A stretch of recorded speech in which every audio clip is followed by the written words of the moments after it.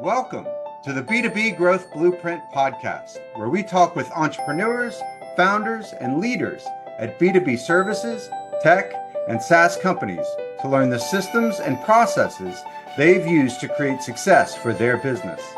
We'll also learn from marketing and sales experts to provide insights to help you grow your business.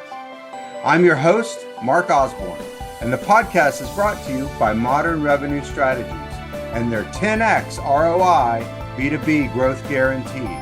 Schedule a free diagnostic call to learn the fastest path to double your B2B revenues in just 90 days. Hello, and welcome to another episode of the B2B Growth Blueprint Podcast. I'm your host, Mark Osborne, and today's guest is Brian Franco. He's a seasoned expert in mergers and acquisitions with over 2 decades of experience helping business owners grow, scale, and sell with confidence. Brian has facilitated billions in transactions across industries ranging from architecture to engineering to healthcare, manufacturing, logistics, wellness, technology, and even professional services. His work focuses on creating generational wealth for entrepreneurs by strategically deploying capital and designing deal structures that are both fair and effective. As managing partner at Meritage Partners, Brian brings a deeply intuitive understanding of company compatibility, enterprise value creation, and the strategic alignment of buyers and sellers. He's also served as a board of advisors to both companies and nonprofits. And when he's not guiding founders through high-stakes transactions, he's spending time with his family, camping, playing baseball, or sharing insights through his vlog or his podcast. So, Brian, welcome to the show. Mark, thanks for having me, and appreciate the time we spend together here. We got a lot of fun stuff to talk about, and not only to validate everything that you just shared, but also to share some of those stories, because stories really help us remember these sorts of strategies that we put in place. So thanks for having me. Yeah. So speaking of stories, you've obviously done a lot across your career there. Why don't you tell us your story of how you kind of got started in this industry and how that evolved to where you are today and what you're focused on today? Well, my CPA friends and my attorney friends, I'll apologize to them in advance, but so I went to school. I thought I was going to be a CPA, and I studied some law classes and courses that just to get my feet wet. I realized that, every attorney was the butt of a good joke, and no one invited CPAs to parties. So I kind of had a shift there. But jokes aside, I mean, I came into this industry very young. I was 23 years old, and wildly successful at a young age. I just always understood deal making and deal structure. I guess you could look back and say that could be for any sort of asset purchase that required, capital funding in some capacity. But I gravitated towards businesses. And so what I found early in my career is that I didn't have the gray hair I have today. And I don't even have the experience I had today. But back then, I really relied upon my ability to educate our clients or potential clients that were sometimes 3 times my age at that point. And so I did exactly that. And I did that by way of just helping them think of their business and look at their business in a way that they never had prior to. And so I call this the income versus the outcome, right? Because clients are so focused on the income that the business generates that they completely either forget or neglect the concept of the outcome of how to turn that asset that they built for decades into a tool that can create generational wealth. And so I founded Meritage Partners in 2005. We just celebrated 20 years a couple months ago. Congratulations. At the firm. Thank you so much. And I've retired 3 senior partners who came along with me in this journey when I was 26 when I started the firm. And it was 3 months before my wife and I were married. And so Melody and I are celebrating 20 years in marriage on August 13th, coming up here next month. So it's been a ride. It's been a journey. The reality is, back in 2005, it wasn't all that difficult to make money. Everyone was making money. Everyone was buying homes, the toys, and we all know what the outcome of that behavior was in 2007 for some and 2008 for others. Right. Right. And so, and I'm not sitting here as like, being an old man saying, oh, I remember those days, it's like, no, but we really can't forget those days because it helps us be wiser and sharper in the things that we do and the decisions that we make today. There's always going to be opportunity. There was even opportunity back then if you were sitting on cash, right? But here we are 20 years later, a couple $1 billion of transactions, over 100 transactions completed.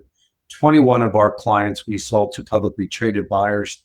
But the common theme and the common denominator of all of our clients is that we always look for that 1 + 1 = 3 or greater equation. So we were always transacting strategic buyers and investors in the marketplace. And that's been a big part of our success, and therefore the success of our clients. Wow. So you've obviously got such a diverse background, and as you say, you've got those gray hairs and that experience that you can sort of share insight that a lot of people don't have just because they haven't lived through some of the market conditions that you have.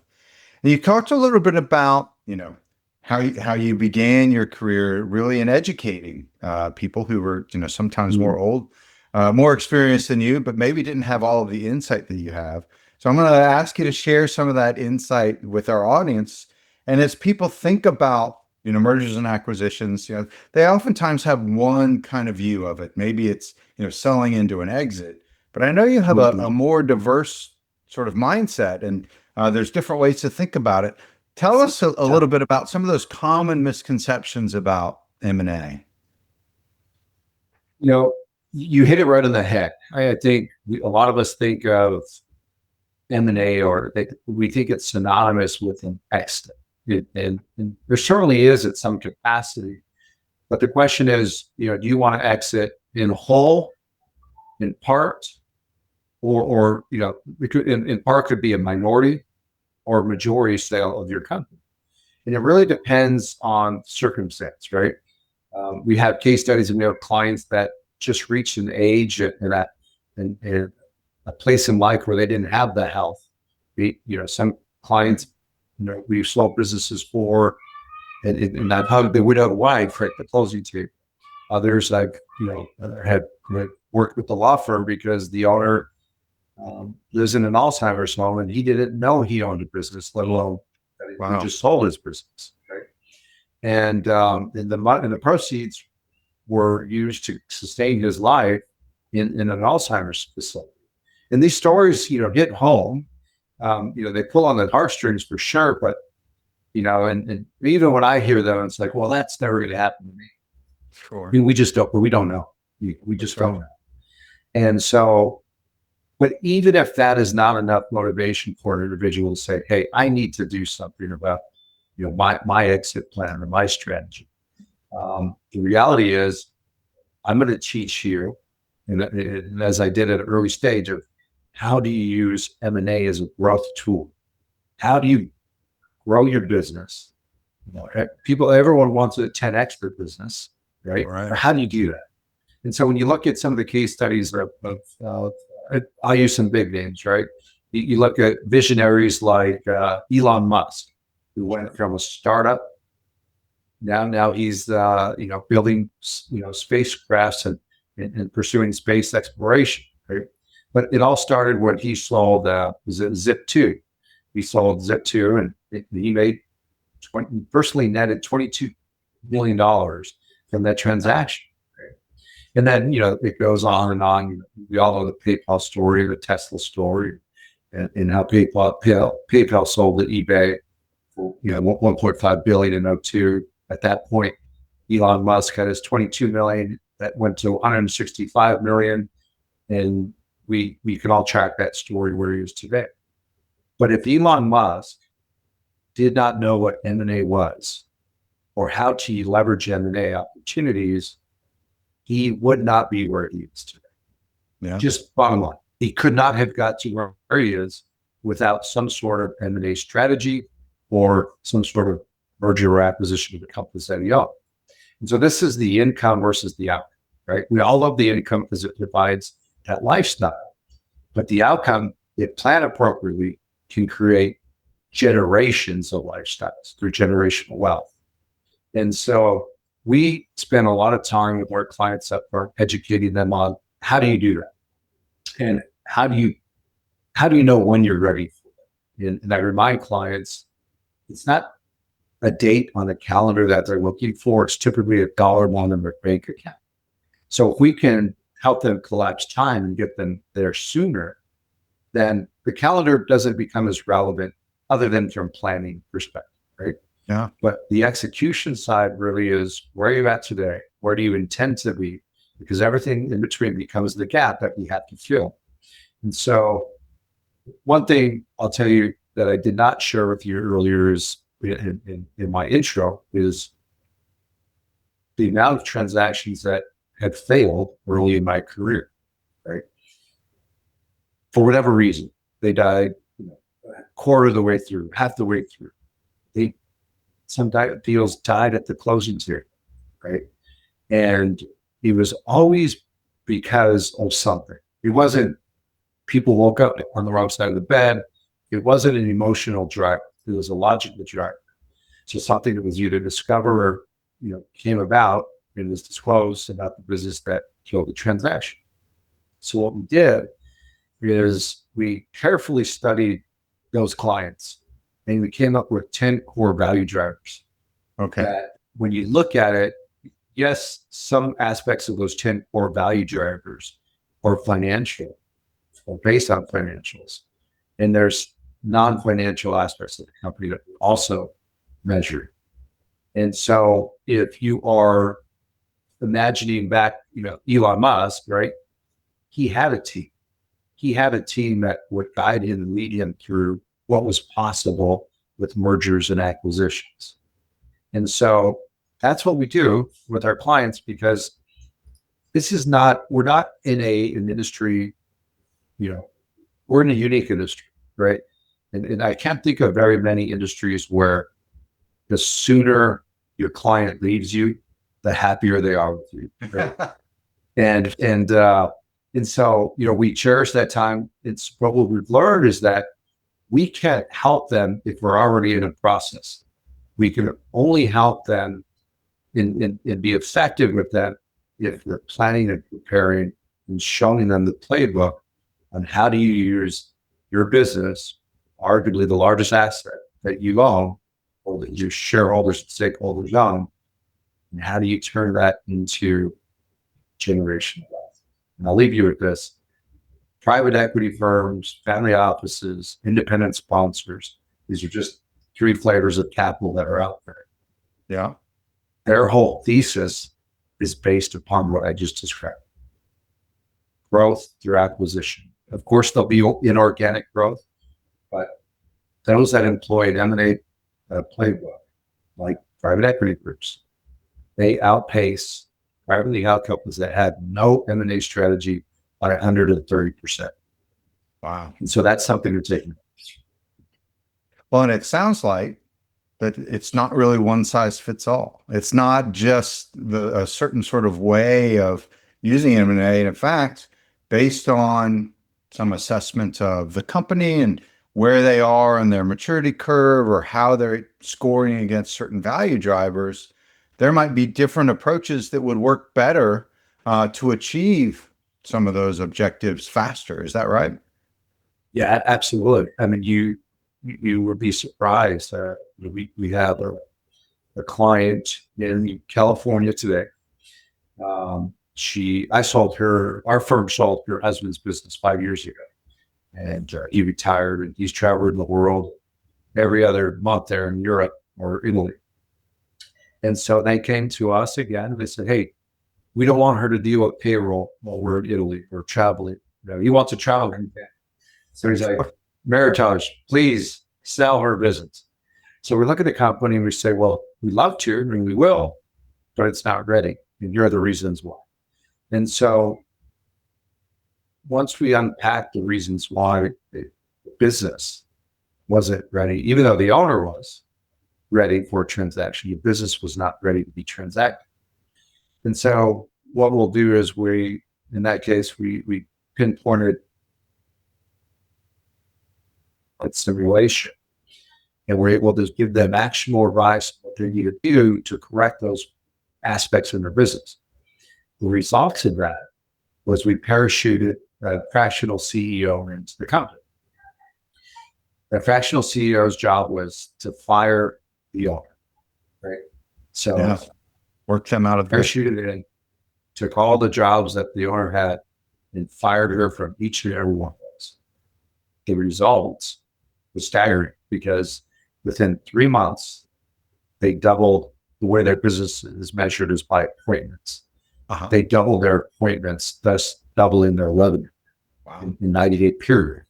Because all we did is we took out those areas of friction in the business that allowed the business to grow at the pace that it wanted to, and at the pace that their customers and clients wanted to, right? So when you could take those areas of friction out of the company, and sometimes it's us. Sometimes in my own business, it's me, right? And that's the hardest thing to understand until you have experienced it. Right? So the beauty of using these M&A strategies for business growth, I mean, in the case study I just shared with you, there was $0 injected into the business. Wow. It was just process correction. Wow. Well, and it's so oftentimes we see that, just that lack of process is one of the things that holds companies back from lots of different angles, and really limits their options. Because if you don't have process, there's only a few options that you can follow. Whereas if you've got the process, you could bring in capital to pour gas on the fire, or bring in people to have more hands to turn the cranks, or lots of other things. But if it all lives between your ears, well, there's really only one thing you can do, which is keep running it yourself. That's right.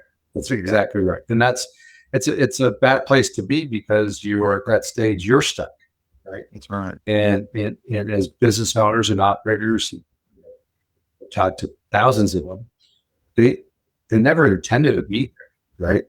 And so in some transactions where, recent case study of a deal we sold in February, the business owner went from running everything the day to day.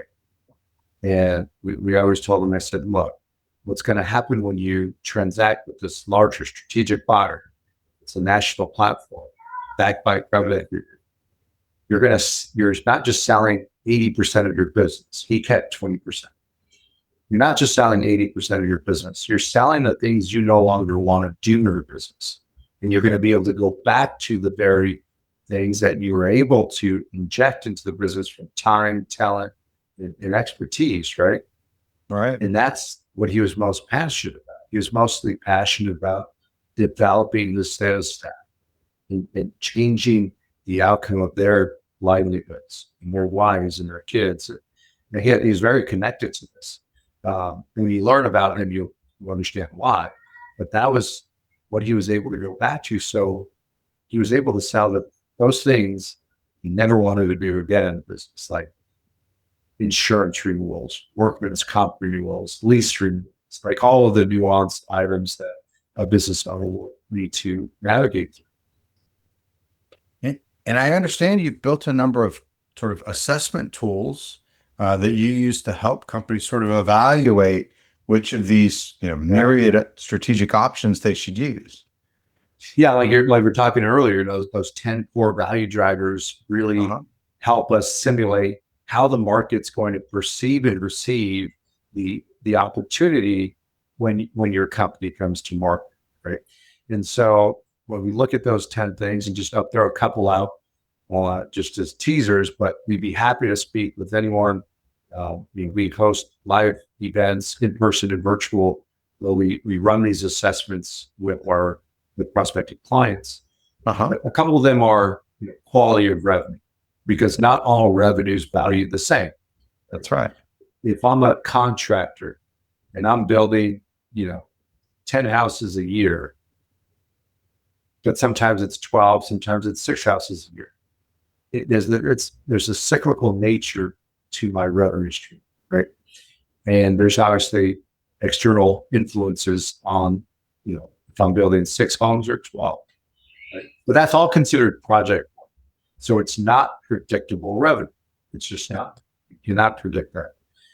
Now let's think on the contrary, let's think of a business that has predictable revenue streams. Well, we all love software. We all use software.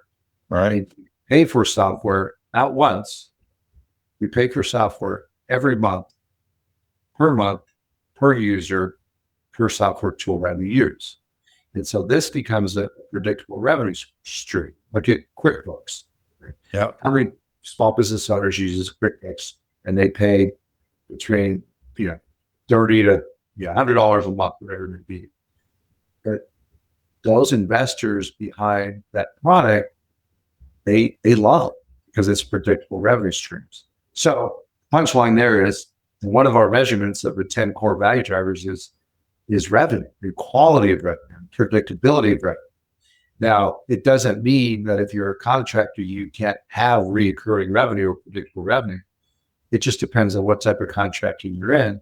And we've seen massive roll-ups in HVAC companies.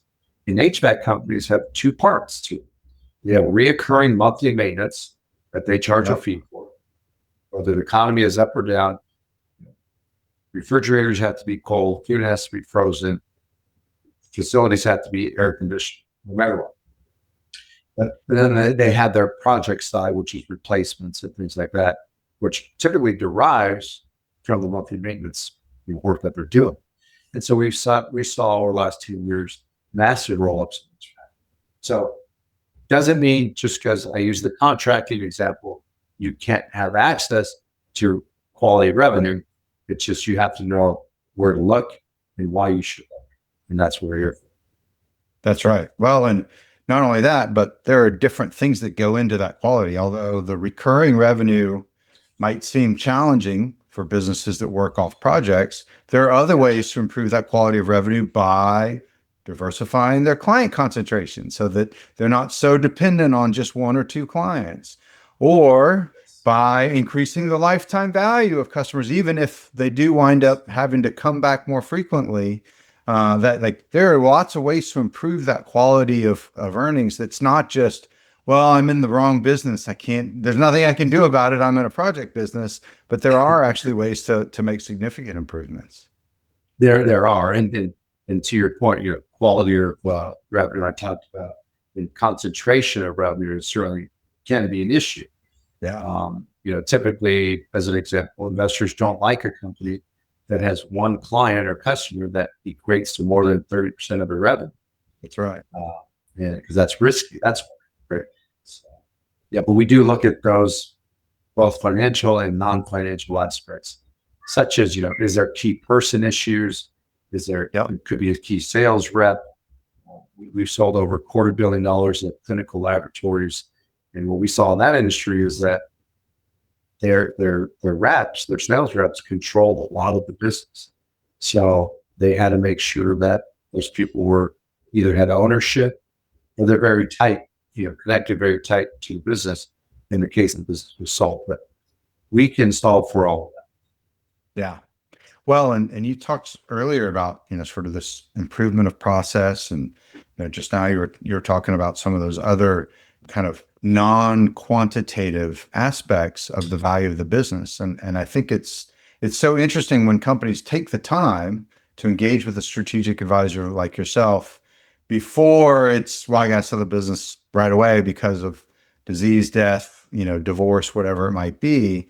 When they take the time, there's so many other levers. I was reading an article the other day that was saying that, of the Fortune 500, something like 80% of their, market capitalization, their value comes from intangibles. And although it's not quite that high when companies are looking to sell, in sort of the mid-market space, there's a lot of opportunity to improve that intangible capital to maximize the multiple that they're getting on that revenue or EBITDA, whatever it might be. But Yes. when companies don't take the time to improve that intangible capital, then they're ultimately just stuck with a very simple valuation based on that revenue or EBITDA. Yeah, I was trying not to get too nerdy on you, but you triggered it. Here I go. No, but you're exactly right? Because there's multiple methodologies that can be utilized to determine the value of the company. That's right. And the issue that I see, we have a client today that came to us and they said, "Hey, we have a certified valuation." Okay, great. Let's see it. And that's certified by whom? Yeah. So, and it was, based on the methodology that they used, the inputs that they collected, the output and the result was spot on. It was right. However, the market's perception of the opportunity could be that's overvalued. Yeah. But guess what? The market could also say that's undervalued. And because it really comes down to circumstance. And in 2006, we had this Australian buyer group that acquired one of our companies here in the States. Fast forward, we got the deal done. It was 4 times the value that anyone else was offering. Wow. And we didn't understand why. But now today we do, because they took that as an entry point into the U.S. markets. They grew that business dramatically and sold it to a publicly traded company here in the U.S. That's why they did it. Now, so that's one aspect. But the other aspect of valuation is, because Mark, I can say, "Hey, Mark, love you, love your business. I want to give you, I value you at $1 billion." Correct. Sound good? Would you sell it for that $1 billion? And likely you'd say, "Sure, yeah, right." Okay, Mark. My team has gone through all the financial analysis. We looked at your business. We conducted our due diligence. It's still $1 billion. Don't worry. But we could only afford to pay you $100,000 a year. How's that sound? And you're gonna flip the table over, and you're gonna tell me, you'll have some choice words for me, right? But the reality is, that's the point. The point is, valuation is one dimension, one aspect of deal making. But deal terms are equally as important. Yeah. And of course, it was an exaggerated example that I gave to you, paying you $100,000 a year for $1 billion valuation, right? But it's an exaggeration. But the point is still stands out. What exists? Yeah, that's right. That's exactly right. But if I could show you, "Hey, Mark, I think your business is worth $10 million. We'll give you $8 million a day. Why don't you roll 20% equity with us on a go-forward basis? By the way, here's our strategy. Here's our plan. Here's the committed capital that we're going to deploy into the strategy. And likely in 5 to 7 years, that 20% that you're going to roll forward is also equal to $10 million. That's right. Right. And that's where we went. And that's the strategy that we employ to get our clients to that intended destination faster, safer. Because remember, when you're using committed capital, right, in the private capital markets, it's less stress on you, your family. And I don't know about you, but I certainly think differently when it's not my own money that I'm investing. That's right. It's not about carelessness. It's about, I could be more creative and I could be more effective in returning investors' dollars, including my own, when I'm in that state of mind.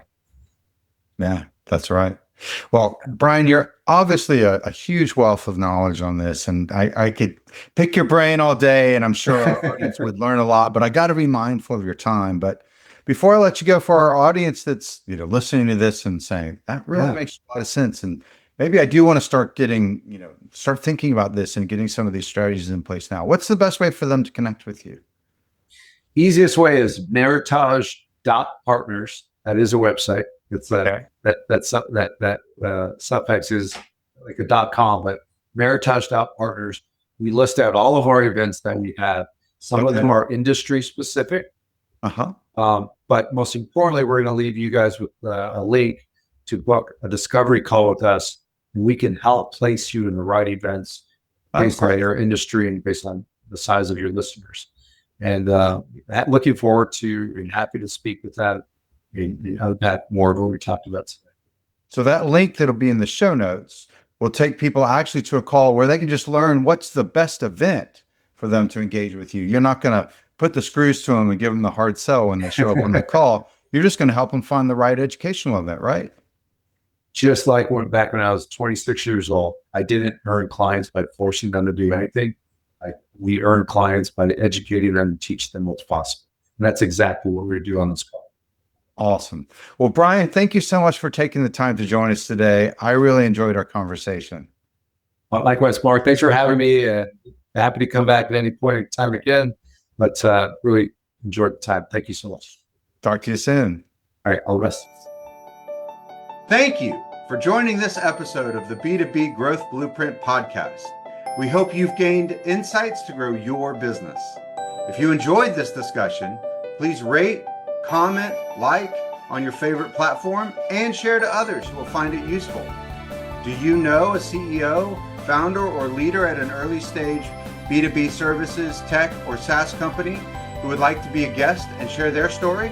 Send us a note. Let's schedule a conversation.